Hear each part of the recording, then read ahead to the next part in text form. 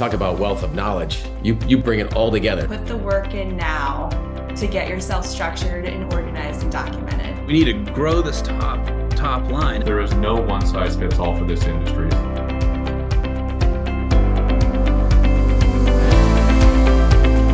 Hello there, thanks for checking out this episode of the Restoration Masterclass on Profitability, brought to you by Encircle. Today, I am excited to be joined by somebody from Hawaii. He's in the warm place. I'm in the cold place. I'm in Michigan, but that is fine. I'm joined by Anthony Nelson. He is a business consultant for Pivot, but he also has a rich background in the restoration industry and understands a lot when it comes to estimating and technology and how that relates to the topic of profitability. So that is what we're here to talk about in this episode.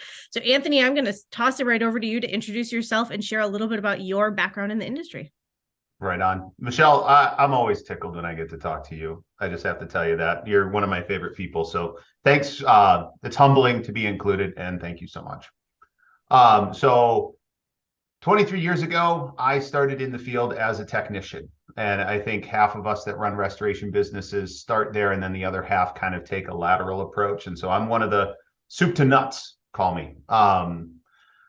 Worked as a technician, then opened a branch for the company that I worked for in Southeast Michigan, and then relocated to Hawaii in 2009, where I spent the past 13 years building a company called Premier Restoration Hawaii. 4 locations, 28.5 million in revenue. You're a pretty substantial regional company. I exited that in July of last year, pursuing what I call the second trimester of my career. I think there's 3 phases, not 2. And I recently have joined John Kowalski at Pivot My Business as a business consultant because I believe that that's the next evolution of my career.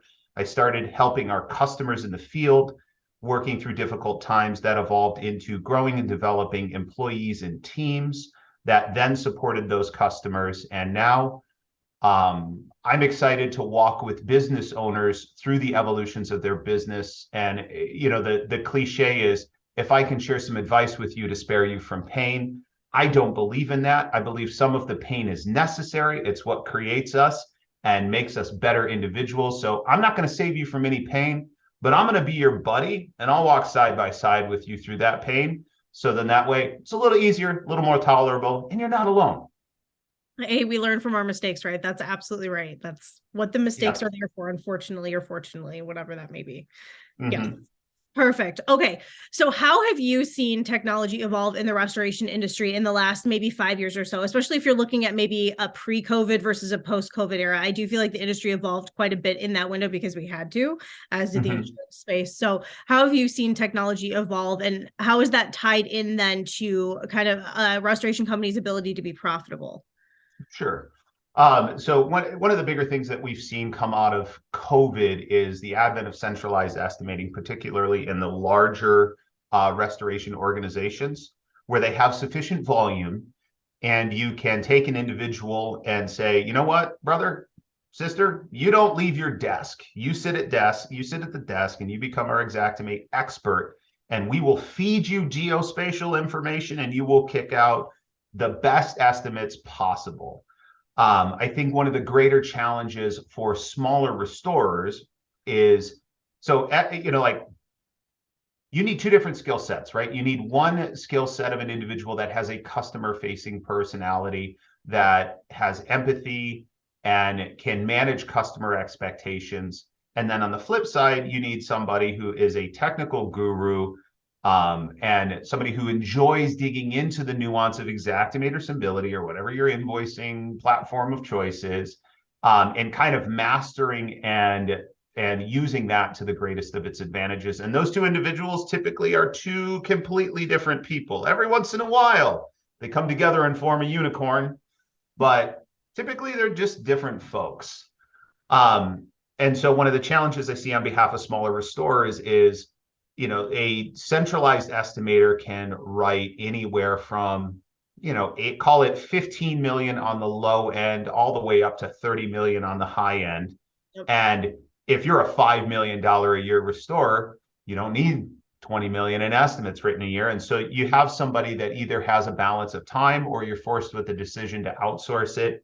And I think that's one of the greater problems that we're seeing on behalf of smaller restorers. So the question is, if I'm a smaller restorer, what do I do? How do I take advantage? I think it's being intentional with somebody who has a technical mindset and maybe doesn't necessarily enjoy the customer facing interactions that we get to deal with, and creating a position for them that kind of keeps them isolated in that way. So as opposed to the traditional write and run project manager role, I would steer smaller restorers into, maybe that individual, as opposed to, having customer facing responsibilities. Maybe you augment them with other administrative responsibilities, either on the admin side or the accounting side, because that's where they're more ideally suited. I think for a long time, we've been trying to drive a square peg into a round hole, and we're finally finding a way to build a better mousetrap.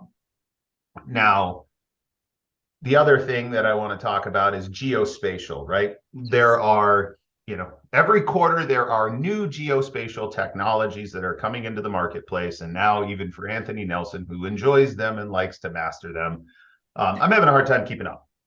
Right. And so what I would encourage everybody is to, as opposed to reviewing the platforms and then making a choice, reverse engineer that and then say, hey, what do I need out of my geospatial platform? And that typically will start with having a conversation with your estimators, right? What do you need in order to find success writing without physically going onto the job site? And then based on that needs analysis that you complete, you can then go say, hey, maybe I need Matterport because Matterport is going to give me all the functionality and bells and whistles that I need. Or, I use the example, if you're a dominantly mitigation only company and you don't have to have the detail required to create reconstruction estimates, maybe a geospatial tech that delivers a floor plan in combination with a video walkthrough is sufficient enough for you to drive scope in the way that you need to. The third thing that I would say you can use and exploit to drive profitability is the utilization of, like in Matterport, they're called deep links, but a lot of the geospatial platforms have the ability to take you to a specific location within the property, dropping that in concert with your F9 note to help define what your scope is, and specifically why you wrote the line item you wrote, and why, AKA why you just didn't write normal baseboard, you wrote 5-inch tall baseboard, particularly if you're working on programs. Super, super, super helpful. What do you think about technology like LiDAR and some of the other, like that are kind of emerging? I've seen them talked about more at conferences and demoed and stuff like that. So what do you think about that kind of technology? I love it. I love LiDAR. I think it's the best thing in the world. So there really what's happened, and this is just because Anthony's double clicked on this technology quite a bit in his mind. So if you're saying, look, I don't want to buy proprietary hardware. I don't want to buy a Ricoh Theta or a giant boxy ass Matterport camera. I want to rely on the technology that's in this guy right here. I think that's fine and well. What I would encourage everybody, and it's not quite evolved yet in the marketplace, you can't go buy what I'm going to tell you about right now, but it will be very soon. So Apple has its own native LiDAR coding and functionality. I'm not a software guy, but it's the stuff that's baked into the hardware and connects directly to the hardware. There's a number of individuals that are working on how to use that specific technology to create geospatial tech platforms that provide the information we need as restorers. And so you wouldn't need the big boxy Matterport camera or the Ricoh Theta. In the future, you will just be able to use this device in your pocket. Now, it's got a little bit of a lead time. And so my suggestion to restorers is, don't jump on the bleeding edge of technology right away. Most people in their geospatial processes will want to capture scans at two different points in the process, right? For mitigation, it's typically the initial scan with your equipment set up and in place, and then a post-demo scan. So then that way you kind of have the ability to say, hey, how much equipment did we have in place? Let's write our estimate there. And what were the things that needed to be removed so I can write my repair estimate? Look at your process and say, like let's say you're using Matterport, which is the Cadillac. Do I need to drive the Cadillac to the job site for both of those, right? And the answer is usually no. You can augment and say, hey, look, I will take the Cadillac today, but you know what? Next trip, I'm going to take the Hyundai because that's all the information I need. And I know for us at Premier, that was one thing that we worked on was, at what point do we use what technology to scan? Because we found that, the Cadillac was very expensive to operate, and we were always trying to be mindful of how we can reduce our costs, but not concede any benefits that the technology gave us. Sure. Okay. All right. I'm realizing I could have done an entire episode with you on just technology, and I don't know why I tried to link technology and estimating because they both could be totally by themselves. But all right. So so you also wrote an article for CNR on deviating from standard price lists. So it was part of our series on O&P, which has been a great series, really well received. So this has been another kind of trending topic in the industry of creating your own price lists, what that means. So talk about what it means when you say deviating from standard price lists, because it doesn't mean you just get to make up numbers and, just run with it and charge whatever you want.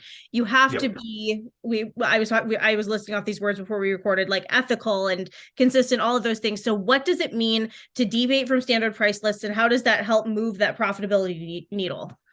And I would even challenge the definition of deviate. I know that's what the position paper is written on from the AGA, the RIA AGA. I like the word customize, right? Because deviate implies a level of inaccuracy and all that kind of stuff. And I just try and shy away from that and say, you know what, we're an individual business and this is our cost to operate. So we're not deviating, we're customizing, because here's what we found to be real for us.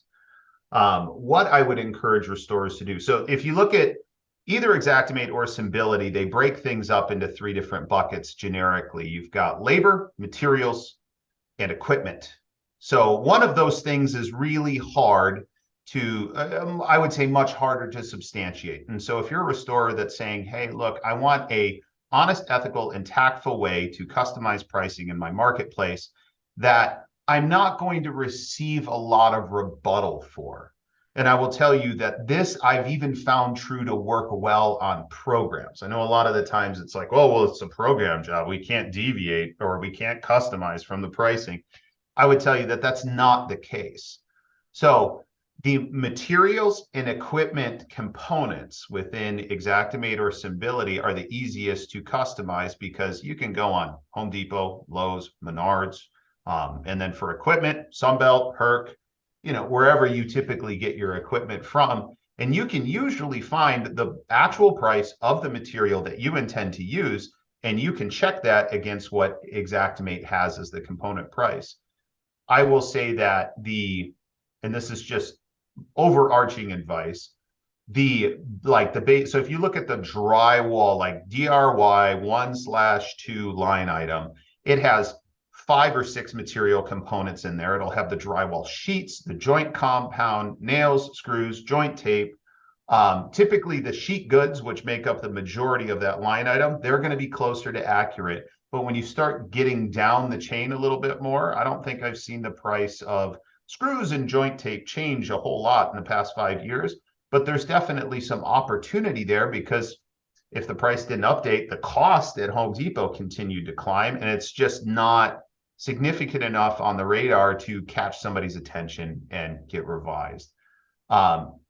Overall, I would say, tackling the revisions and customization of materials and equipment pricing is the easiest way. And so there's restorers that fall in this like anti-carrier environment, and I hate to use that definition and put them in a bucket, but I'm going to do it and somebody will give me shit for it. But an overwhelming majority of us as restorers fall in this like centrist place where we want to go out, we want to do good work, we want to take care of our customers, and we want to get paid a fair price. And so if you're in that centrist bucket and you're looking for a creative way to start customizing pricing, this has a very low risk, very low barrier to entry to go forward with it. Okay. So anything else you want to add on that topic? I'm going to refer people to your article. You can find it if you just search Anthony Nelson or deviating from price lists or whatever on CNR. You can find it. It's easy to find. But anything else you want to add to kind of this profitability puzzle piece? I know it's a huge topic that we can't possibly cover in 15 minutes, but anything else that you want to add in here? Sure. If you do decide to customize, don't do so arbitrarily. Do your homework, substantiate your changes, and give reasons why. The clear example is, a lot of the times we don't talk about yields specifically in Xactimate, but I know for us in our market, the yields for drywall were not accurate. So it wasn't necessarily the labor price, the component prices. There was a little bit of noise there, but it was the efficiency that was expected of the individuals in the field. Like that just didn't line up. And it wasn't just one individual, right? We ran a large team. It was, the sum of the average of all those individuals was off about, 20, 25%. And so we did end up making a substantive change to the retail price of the labor in Xactimate, but justified it through a yield analysis. So then that way, when we were having conversations with adjusters, there, because the argument was, dude, it's $167 an hour, and you're telling me that's not enough. And I'm like, okay, walk back from the line, Mr. Adjuster. Let me tell you how these prices get put together. And then explain to them, look, here's the analysis we did, a cross-section of 10 jobs. Sorry, the yield just is not shaking out for us on the labor side. And so with that, a lot of the times we were way more successful in our rebuttals. Now, zoom out from that. And if you look at it, you kind of have two different levers to pull. And this is outside of the example of, scoping, pricing, all that kind of stuff.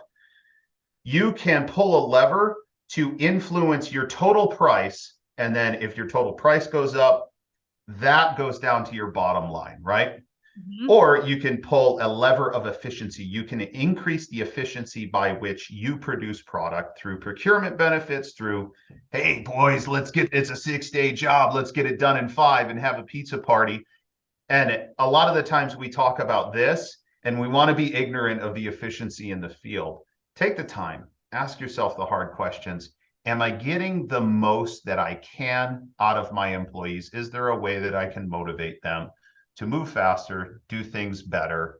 Because a lot of the times there is, and there's a way to do it that you're not like ripping the proverbial pony, like it's motivating. And I'll tell you, dudes and ladies that produce product in the field, they love kicking ass at what they do, right? Yeah. And if you set an aggressive target for them to hit, like nothing makes them feel better when they go home at the end of the day knowing they did better than they thought they could.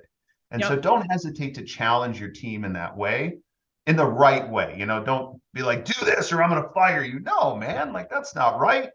Say, hey, let's do this together and let's kick this job's butt. So then that way we can tee up Mrs. Jones because this is the lady we want to take care of. Whatever that is, however that aligns for the values of your organization. Perfect. All right. Well, Anthony, thank you very much. Congrats on the new position. I'm glad that you landed somewhere good. That's what I mean, because I knew that you would have a multitude of opportunities. So congratulations on that. And I look forward to seeing you at some events this year. I can't wait. You take care of yourself, Ms. Levins.